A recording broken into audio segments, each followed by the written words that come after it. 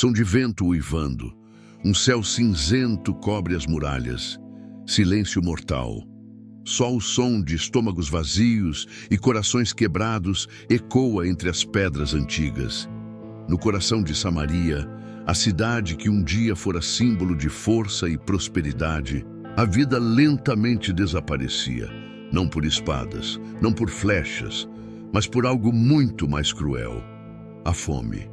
A guerra não veio como um trovão. Ela se instalou como uma sombra.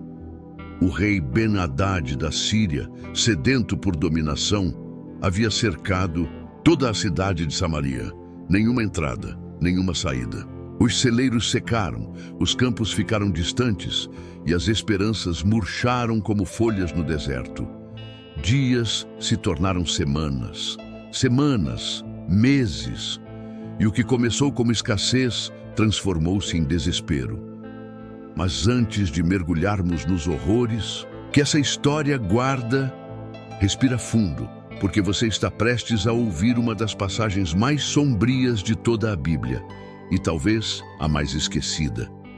E se você está aqui agora, é porque ama descobrir esses relatos poderosos, reais, que muitas vezes não são contados nos púlpitos. Então já aproveita, se inscreva agora no nosso canal Nos Passos da Bíblia e ative o sininho para não perder nenhuma história como essa. E claro, deixa seu like, porque isso nos ajuda a continuar trazendo essas narrativas incríveis direto da Bíblia para você. Agora sim, vamos voltar para Samaria e ver o que ninguém quer ver. A cidade, uma vez viva, estava morrendo em silêncio. O preço da comida ultrapassou todo o senso de normalidade.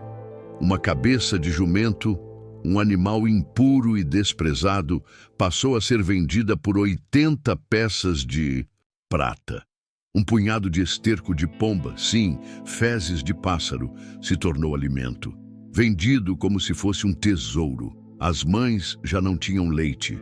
Os filhos já não tinham força para chorar. Homens fortes andavam como sombras caídos sobre os muros tentando vigiar, mas não havia mais nada a proteger. E foi então, no auge dessa agonia, que o impensável aconteceu.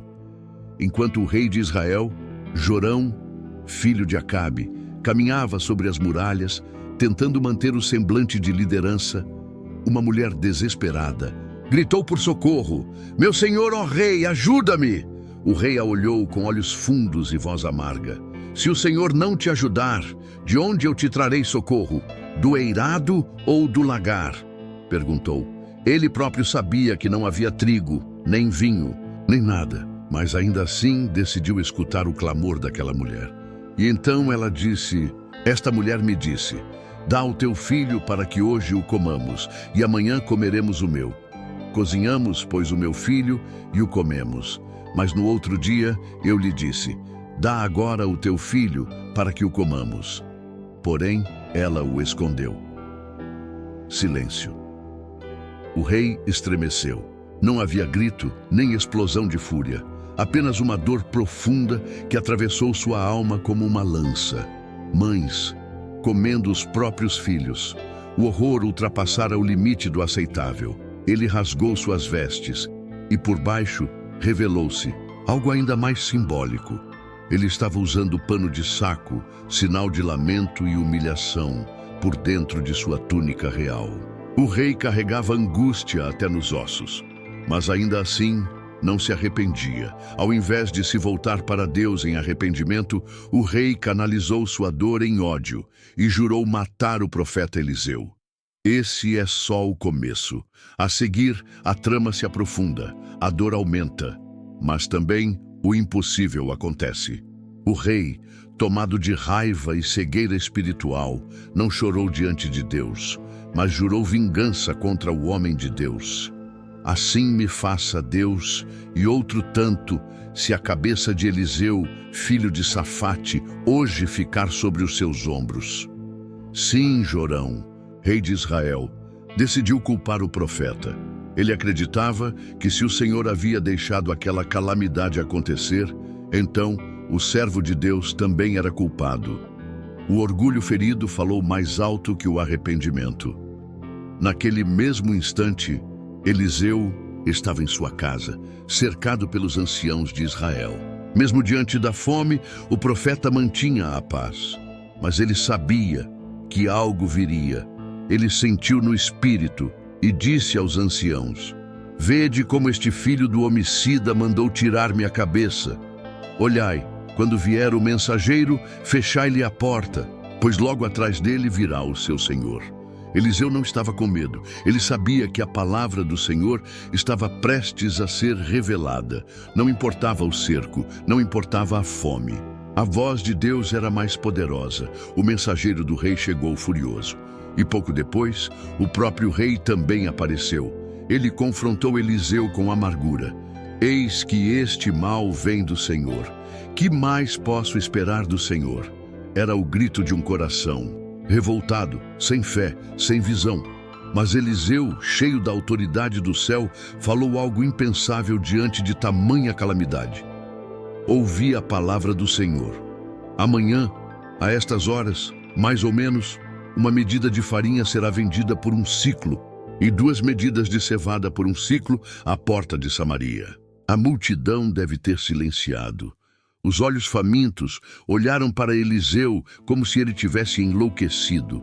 Uma cabeça de jumento custava 80 moedas, e agora ele prometia farinha e cevada a preço acessível? Um oficial do rei, que estava ali ao lado, zombou.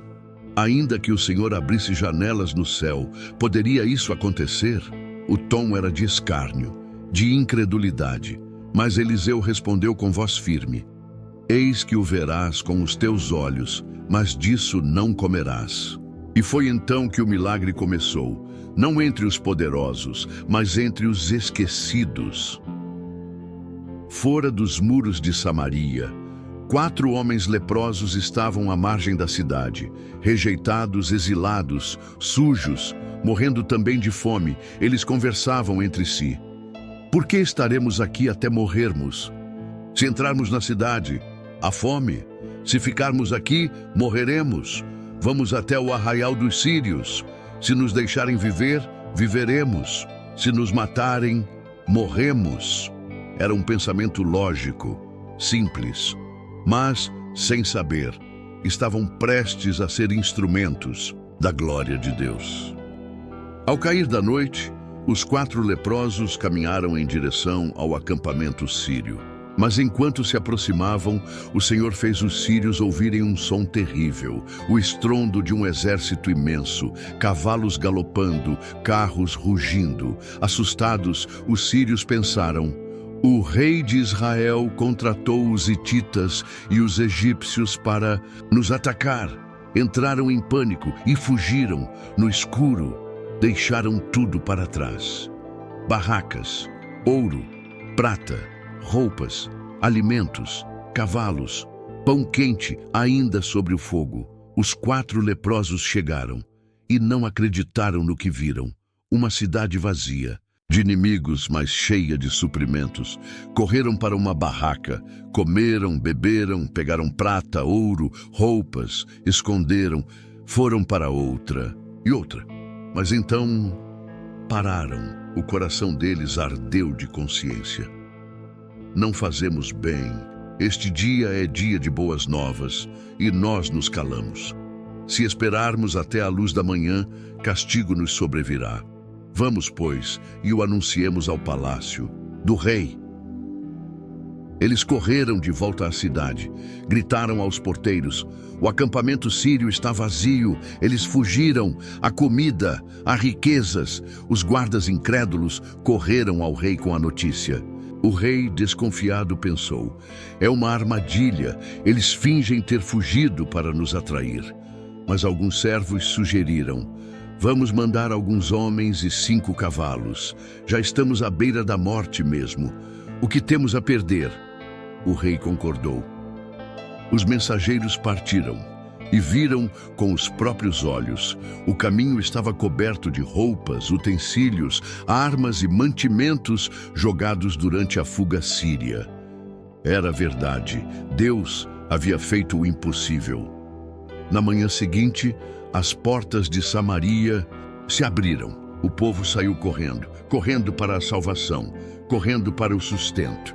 E como Eliseu profetizou, uma medida de farinha foi vendida por um ciclo e 2 de cevada também. Mas havia ainda uma última profecia a cumprir. O oficial que zombou da palavra do Senhor foi colocado pelo rei à porta da cidade para controlar o povo. E quando as multidões famintas correram descontroladas, ele foi pisoteado até a morte. Ele viu o milagre, mas não comeu dele. Assim se cumpriu cada palavra do profeta Eliseu. O que essa história nos ensina? Que Deus pode agir no último segundo, quando tudo parece perdido. Que a fome da alma é ainda mais mortal que a do corpo. Que o orgulho nos cega e a fé nos salva. E que mesmo nos tempos mais sombrios, Deus levanta leprosos, esquecidos e desprezados para anunciar a maior das boas novas. E você vai ser como o oficial que zombou, ou como os leprosos que creram? Se essa história tocou o seu coração, se você ficou impactado com o que aconteceu em Samaria, não vá embora sem se inscrever aqui no nosso canal, Nos Passos da Bíblia.